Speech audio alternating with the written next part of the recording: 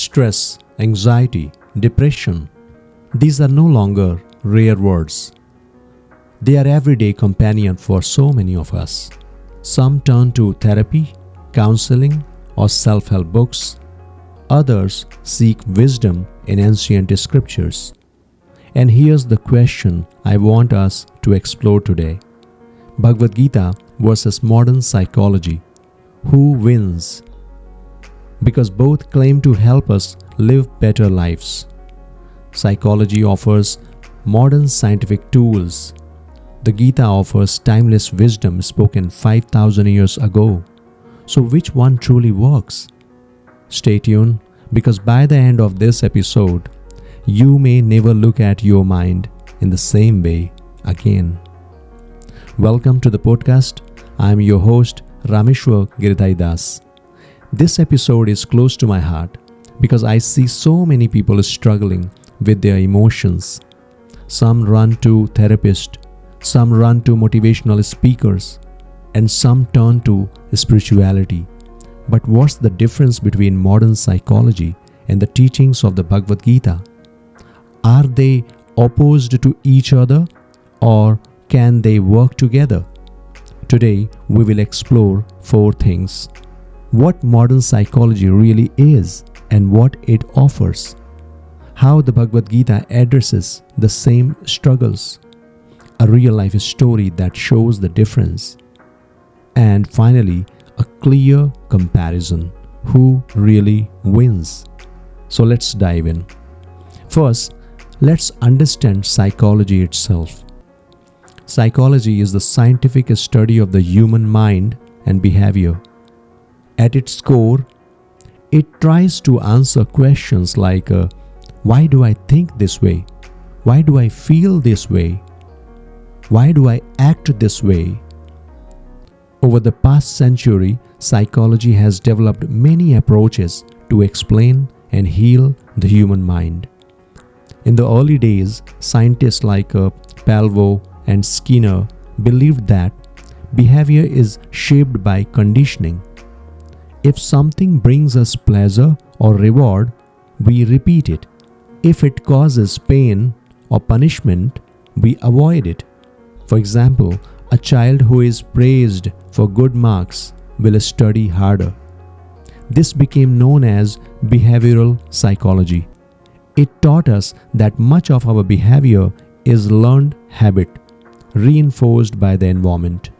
Later, psychologists realized that behavior is not everything. Our thoughts play a huge role. This gave rise to cognitive psychology. Imagine you are about to give a presentation. If you think, I'm going to fail, you will feel nervous. If you think, this is a great chance to grow, you feel confident. Thoughts shape emotions. That's why therapies like cognitive behavioral therapy or CBT help people identify negative thought patterns and replace them with healthier ones. Then came humanistic psychology led by Abraham Maslow and Carl Rogers. They said humans are not just problem fixers. We are growth seekers. Maslow created the famous pyramid of needs.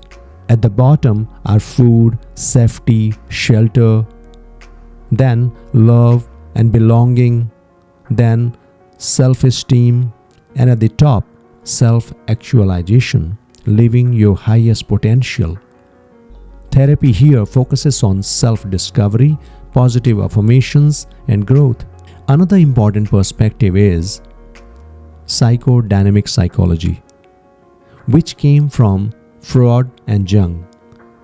They said our behavior is not only driven by conscious thoughts, but also by unconscious desires, fears, and childhood traumas. Someone who has trust issues, for example, may be carrying wounds from early childhood. Therapy helps bring those hidden patterns into awareness. And then there's clinical psychology, which deals with serious conditions like depression, trauma, or schizophrenia. often combining therapy with medication. So, psychology has made valuable contributions. It gives people coping mechanisms. It helps them understand themselves better. It provides safe spaces for healing. Millions have benefited from therapy. But here's the limitation. Psychology mostly sees a human being as a combination of body and mind. It explains emotions in terms of hormones, neurons, or learned behaviors. It focuses on making us functional, reducing stress, improving relationships, boosting productivity. These are good things, but the deeper question remains unanswered. Who am I beyond this mind? Why do I exist? What is the ultimate purpose of life? And this is where the Bhagavad Gita takes us beyond psychology into transcendental wisdom. Now, let's step onto the battlefield of Kurukshetra, where the Gita was spoken. Arjuna, the greatest warrior of his time, stands ready to fight, but suddenly he collapses emotionally. His body trembles, his bow slips, tears fill his eyes, he feels paralyzed. In modern terms, we might say Arjuna was having a panic attack mixed with depression and guilt. And then Krishna, his divine friend and guide, begins to speak. The first truth Krishna reveals is about identity. We are not the body or the mind. We are the eternal soul. Just as the body changes from childhood to youth to old age, at death, the soul simply changes bodies. Arjuna feared that fighting would destroy his family, but Krishna reminded him, life does not end with death. The soul is eternal. This teaching changes everything. Modern psychology says, you are your thoughts, your emotions, your memories. Krishna says, you are beyond all that. You are the unchanging soul, full of knowledge and bliss. Problems don't disappear, but they appear in perspective. Then Krishna speaks about the mind. He says the mind can be our best friend or our worst enemy. If we discipline it, it uplifts us.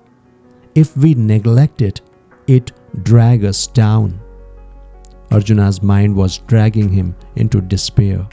Krishna's solution was not just to replace thoughts, but to train the mind through yoga, meditation, and devotion. Psychology teaches us to think better.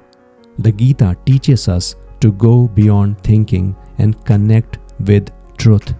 Another powerful insight is detachment. Arjuna was frozen because he was obsessed with the results. What if I lose? What if I dishonor my family?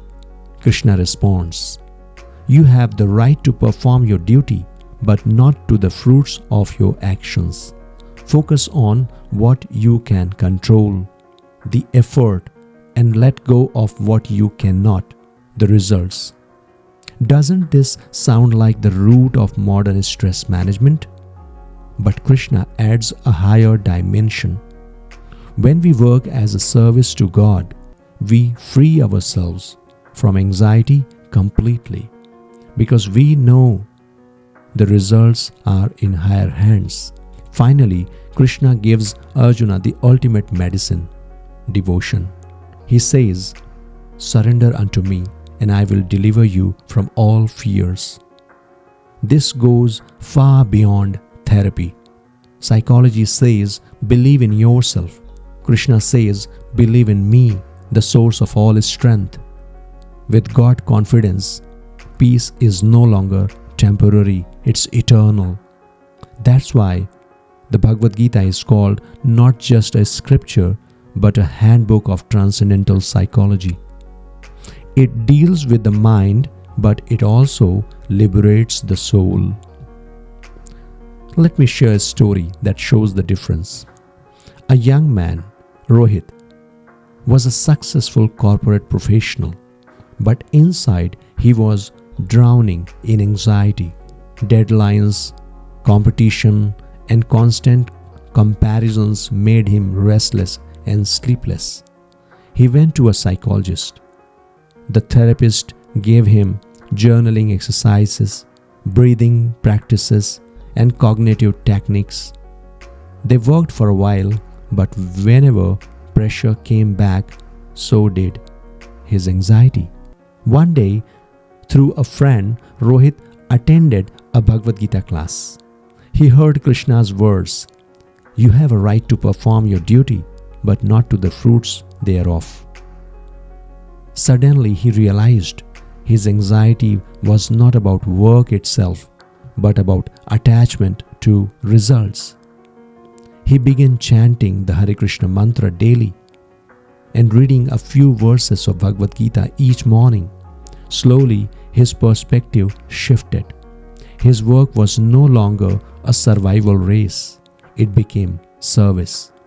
His anxiety reduced, not because the work disappeared, but because the burden of results lifted. Even his therapist noticed the change and said, "Whatever you are doing, keep doing it. It's working better than therapy." This shows us the difference. Psychology gave him coping tools, but the Gita gave him liberation at the root. So let's compare directly. Identity. Psychology says you are body and mind shaped by environment.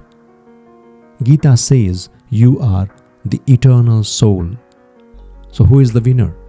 Of course, Gita. Now we will talk about goal. Psychology aims for adjustment, better functioning, less stress.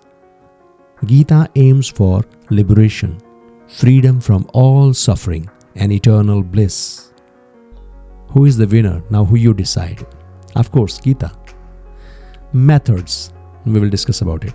Psychology uses therapy, CBT, medication. Gita uses meditation, chanting, karma yoga, and devotion. Who wins? Both. Psychology for quick relief and Gita for ultimate transformation. Now we will discuss about the scope. Psychology focuses on thoughts, emotions, and behavior. The Gita explains the soul, karma, reincarnation, destiny, and God. Here again, the winner is Gita. So, psychology is valuable. It's like a painkiller. But the Gita is like surgery. It heals at the root. How can you use both in your life? If you are anxious before exams or deadlines, psychology teaches you breathing and journaling. The Gita teaches you to focus on duty and leave results to Krishna. Combine both. You will feel calmer and more focused. If you struggle with negative self-talk, psychology offers CBT. The Gita reminds you, you are not the mind, you are the soul. That realization is the deepest form of reframing. If you feel purposeless, psychology may guide you toward career goals. The Gita gives you ultimate purpose, service to God, which makes every action meaningful. So use psychology as a supportive tool, but anchor yourself in the Gita for the true transformation. So Bhagavad Gita versus modern psychology, who wins? The answer is clear, the Bhagavad Gita. Because while psychology helps us heal the mind, the Gita liberates the soul. If psychology is like a lamp in the dark, the Gita is like the rising sun. Thank you for listening to this episode. If you found it helpful, share it with someone who is struggling with stress or confusion. And remember, don't just study your mind, transcend it. Connect with Krishna, the source of eternal happiness. Hare Krishna.